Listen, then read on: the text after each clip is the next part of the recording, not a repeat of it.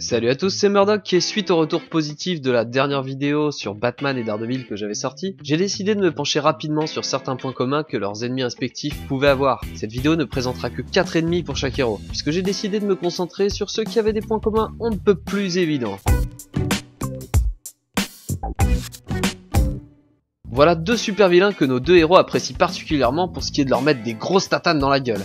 Ce ne sont effectivement pas les plus forts, mais ils se ressemblent indéniablement. Premièrement, ils ont un nom d'animal qui vient appuyer leur originalité et leur personnalité. Deuxièmement, ils ont la même activité. Ce sont des mafieux en puissance, réputés pour leur cruauté et leur coup de sang. Batman et Daredevil le savent et utilisent leur supériorité en tout point pour leur soutirer souvent des informations sur ce qui se trame dans les bas-fonds de Gotham et Hell's Kitchen. Troisièmement, ils sont quand même putain de moches, et voilà, c'est tout ce que j'avais à dire et à rajouter sur leur petite gueule. Bon là on attaque avec du lourd. Du lourd. Bien qu'ils aient des styles de combat et un gabarit complètement différents, ces deux personnages sont extrêmement redoutés par le Chevalier de Gotham et l'Homme sans peur. Pour ce qui est des points communs, Bullseye est un tueur à gages, mercenaire. Et Bane marche aussi pas mal au fric, même s'il qualifié uniquement de mercenaire serait réducteur. Ces deux bêtes de combat ont la particularité d'appuyer là où ça fait mal. Bullseye taillade souvent Daredevil et voue une passion à tuer ses compagnes, tandis que Bane adore foutre Gotham à feu et à sang en pétant de la colonne vertébrale. Bon bref, je les inviterai pas à mon goûter d'anniversaire pour la peine, c'est un peu trop dangereux.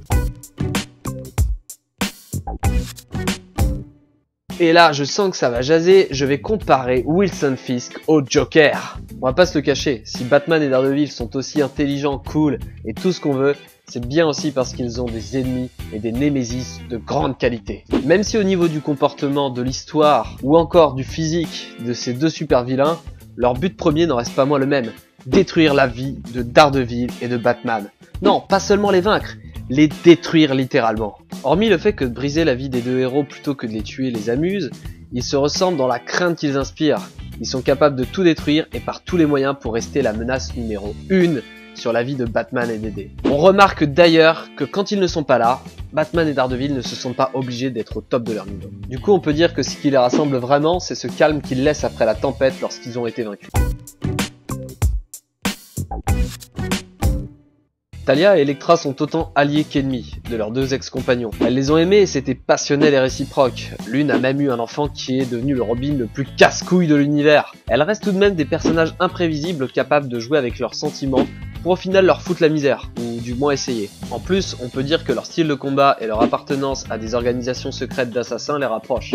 Ce qui fait d'être des personnages similaires apporte de la tension et de la profondeur aux histoires, car on ne sait jamais sur quel pied danser en ce qui concerne leur réel but. Voilà, c'est déjà la fin de cette vidéo, j'espère que ça vous a plu et je sais pertinemment que je ne suis pas rentré dans les détails de certains personnages, bon voilà, mais en même temps, bon, hein, tu veux que la vidéo fasse 8h30 ?